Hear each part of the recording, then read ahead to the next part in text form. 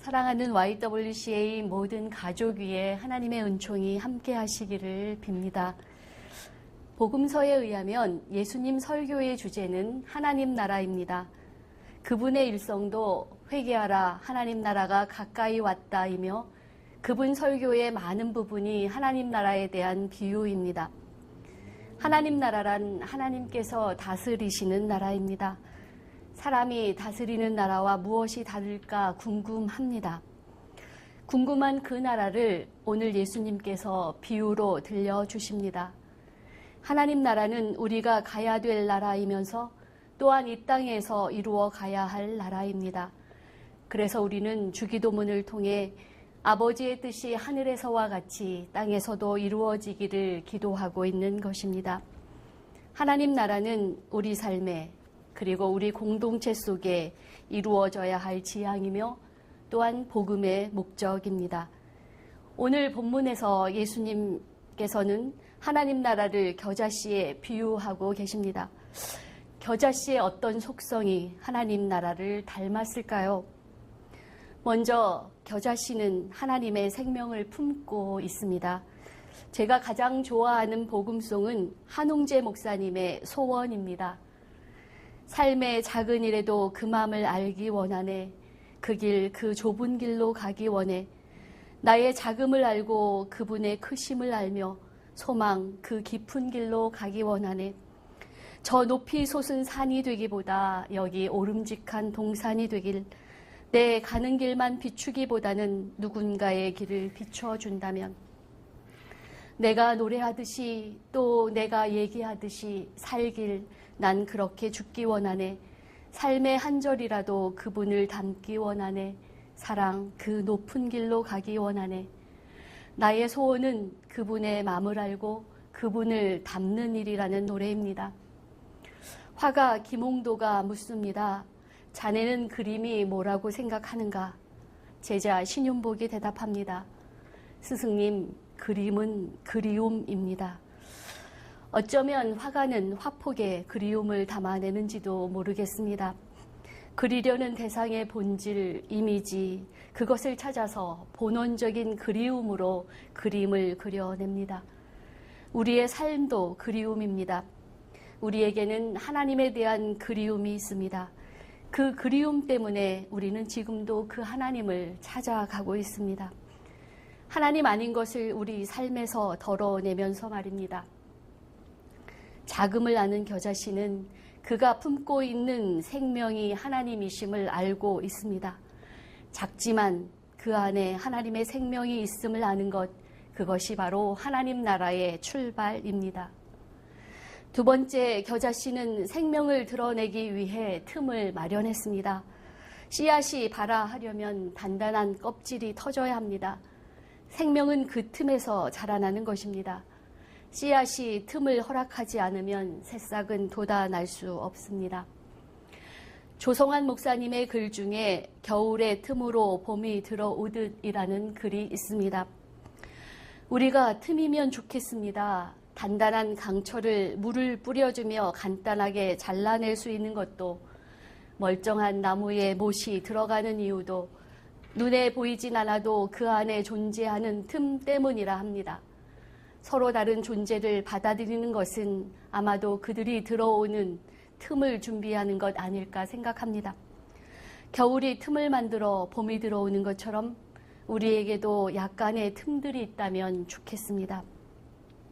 사랑이 시작될 틈, 그리움이 자라날 틈, 그리고 하나님 부활의 은총이 담길 틈. 제가 비워놓은 틈은 얼마만큼일까요? 그리고 또 제가 들어가고 싶은 틈은 얼마만큼일까요? 제 틈은 요만큼이면서 다른 이가 내주기를 바라는 틈은 이만큼이 아닐까요? 제가 비집고 들어가고 싶은 만큼, 꼭 그만큼 제 틈도 이만큼이면 정말 좋겠습니다. 세 번째, 겨자씨의 궁극적인 목적은 자라서 다른 생명을 품어주는 품이 되는 것입니다. 멋진 겨자풀이 되는 것은 심리학적인 용어로 자기 실현이라고 할 수 있습니다. 그런데 하나님 나라를 지향하는 존재들에게는 또 다른 차원의 목적이 있습니다. 그것은 하나님의 속성을 드러내는 것, 하나님 나라를 이루어가는 것, 곧 다른 생명을 품어주는 품이 되는 것입니다. 즉 자기 초월입니다. 자기 초월이라고 하는 것은 자신에 대한 사랑과 타인에 대한 사랑, 양립할 수 없어 보이는 두 사랑을 연결시켜주는 다리입니다. 다른 사람들의 선을 실현시켜 주기 위해서 자기 자신을 넘어서는 변화입니다. 생명이 있는 작은 겨자씨는 다른 풀보다 커졌습니다. 그런데 겨자씨의 꿈은 크는 데 있는 것이 아니라 바로 다른 생명을 품는 데 있었습니다. 심긴 후에는 자라서 다른 풀보다 커지며 큰 가지를 내나니 공중의 새들이 그 그늘에 깃들을 만큼 되느니라. 다른 생명을 품기 위해 자기를 실현해내는 일, 이것이 바로 자기 초월입니다. 마태복음 25장에는 양과 염소에 대한 말씀이 나옵니다. 그때의 임금이 그 오른편에 있는 자들에게 이르시되 내 아버지께 복받은 자들이여 나와 창세로부터 너희를 위하여 예비된 나라를 상속받으라.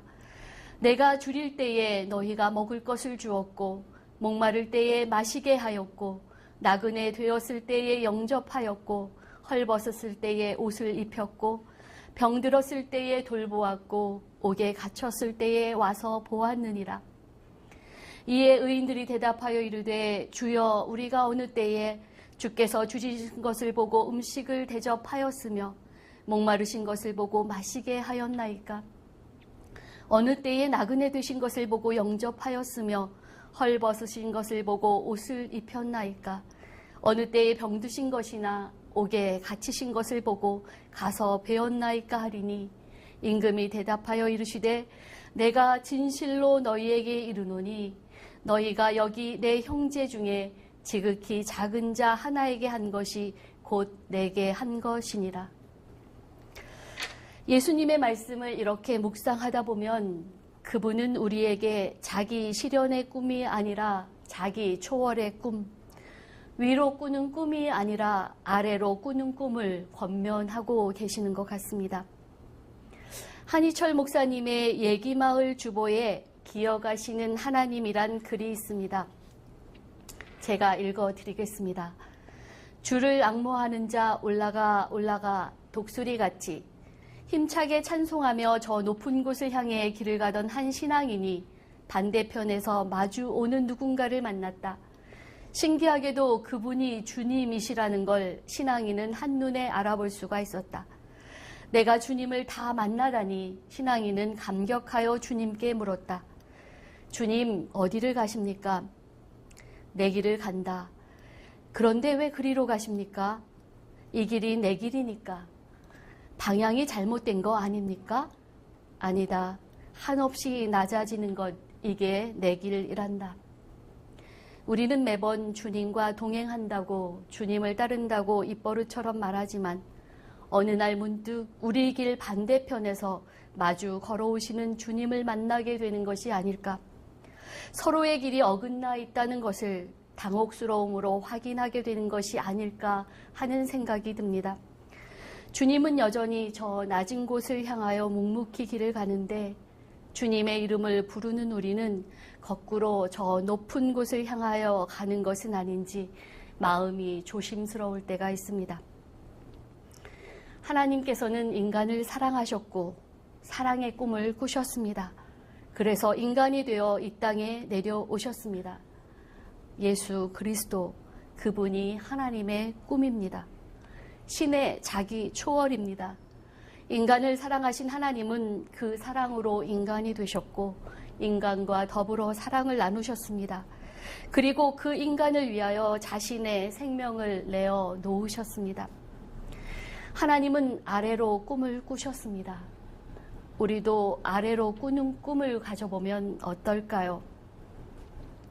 요즘 가장 많이 회자되는 단어가 각자 도생입니다. 각자 알아서 살아남으라는 것입니다. 우리는 그만큼 각박한 세상을 살아가고 있습니다. 중앙일보에서 본 시론이라고 하는 그러한 파트의 글인데 참 많은 인상을 주는 글이었습니다. 그 글에 이런 이야기가 나옵니다. 이 세태를 반영하듯이 영화 부산행은 1150만 명이 넘는 관객을, 터널은 700만 명이 넘는 관객을 동원했습니다. 프랑스와 트리포 감독의 말처럼 흥행에 성공한 영화엔 사회적인 맥락이 있습니다. 그것을 가리켜 사회적 무의식이라고 부를 수 있을 것입니다. 냉혹한 사이코패스가 등장하는 무자비한 스릴러 영화에 관객이 몰린다면 그건 그 이야기를 소비하는 관객이 동정 없는 세상과 교감하고 있음을 보여주는 것입니다. 재난 역시 마찬가지입니다. 좀비가 실제하지 않고 하도 터널은 있지도 않지만 영화에서 일어나는 재난이 단지 허황된 일로 여겨지지만은 않는 것입니다. 좀비가 판치고 터널이 무너지는 허구에 1000만이 넘는 사람들이 동의를 표한 셈입니다. 재앙과 재난은 현실 속에 숨겨진 무엇인가를 드러냅니다. 그렇다면 관객들은 그 속에서 무엇을 발견한 것일까요? 그리고 도대체 무엇에 동의한 것일까요? 그것은 우선 극단적으로 이분법으로 나뉜 세상에 그들은 동의했습니다. 부산행은 감염자와 비감염자라는 이분법 위에 존재합니다. 문제는 비감염자가 좀비보다 더 인간적이지만은 않다는 사실입니다. 오히려 비감염자들은 생존을 논리로 이기심을 합리화시키고 있습니다. 살아남기 위해서 나 아닌 타인을 온전히 배제합니다. 부산행에서 선한 배역을 맡은 사람들은 모두 지켜야 할 가족이 있는 사람들이었습니다. 딸 아이와 함께 있는 아버지, 임신한 아내와 함께한 남편, 여자친구를 지키고 싶은 남자친구처럼 누군가 사랑하는 동반자가 있는 사들이 선한 사람들입니다. 그런데 역설적인 것은 그렇기 때문에 그들이 약자가 된다는 점입니다. 왜곡된 정보와 기획된 언론은 재난을 더욱 키웁니다. 재난을 통제해야 할 권력자들은 정보를 통제하느라 여념이 없습니다. 이런 이분법과 무능력은 터널에서도 고스란히 드러나게 됩니다. 터널의 세상은 터널 안에 갇힌 한 남자와 터널 밖의 사람으로 나뉩니다. 처음엔 생존자 구조라는 윤리에 동의하던 사람들이 점차 경제, 돈의 논리로 생존 가능성을 외면하려고 합니다. 이쯤 되면 터널 밖의 사람들 역시 부산행에 나오는 비감염자들과 다를 바가 없습니다. 숫자와 확률에 공감과 연민이 밀리고 있는 것입니다. 터널의 주인공 정수는 자신이 가진 물을 다른 생존자와 함께 나눕니다. 하지만 터널 밖 사람들은 경제 논리를 선택하고 자기에게 필요한 것만 쫓아갑니다. 터널의 700만 관객은 우리 모두가 다 정수처럼 터널 아래 갇힌 무력한 생존자가 될 수 있음에 대한 소극적인 동의입니다. 부산행의 1100만이 넘는 관객 역시 결국은 가족이 우리의 최소한의 울타리가 될 수밖에 없다는 것에 대한 공감적인 지지를 보내고 있는 것입니다. 총체적인 부실과 정보의 왜곡, 그리고 독점, 통제의 부재라고 하는 허구 가운데서 우리의 현실을 아주 선명하게 만나고 있는 것입니다. 서로를 돌보는 사회는 사라지고 불안한 외톨이들의 쓸쓸한 집합만이 존재하는 공존의 사랑을 잃은 사회에서 하나님 나라를 꿈꾸는 우리는 과연 어떻게 살아야 할까요? 하나님 사랑의 체험이 깊을수록 사람들은 일상 속에서 타자를 위한 자기 초월적인 삶을 살게 됩니다. 그것은 그렇게 살아야 한다는 당위 때문이 아니라 그렇게 살 수밖에 없게 되는 자연스러운 발로에서입니다. 영적인 인간은 자기 초월적인 삶을 억지로 뽑아내는 그런 추출이 아니라 저절로 차서 흘러넘치는 유출로 그것을 세상 속에 배출하고 있는 사람입니다. 아래로 꾸는 꿈은 고통받는 사회적 약자와 함께 우는 공명의 영성, 함께 아파하는 공감의 영성, 함께 사는 공존의 영성으로 나타날 수 있을 것 같습니다. 각자 도생의 각박한 현실에서 다 자란 겨자 풀처럼 다른 생명을 품어내는 일을 하면서 말입니다. 겨자씨의 비유는 오늘 우리에게 하나님 나라를 이루어가는 비밀을 전해주고 있습니다. 작은 내가 품고 있는 생명이 하나님이시라는 사실을, 그리고 그 생명을 발현하기 위해서는 틈을 만들어내야 한다는 것을, 그리고 아래로 꾸는 꿈, 생명을 품어내는 품이 귀하다는 것을 오늘 말씀을 통해서 우리에게 가르쳐 줍니다. 이 말씀이 여러분에게 힘이 되기를 간절히 원합니다. 겨자씨의 생명력이 이 주간도 여러분과 그리고 여러분이 섬기시는 모든 기관 위에 함께 하시기를 간절히 기원합니다. 기도하겠습니다.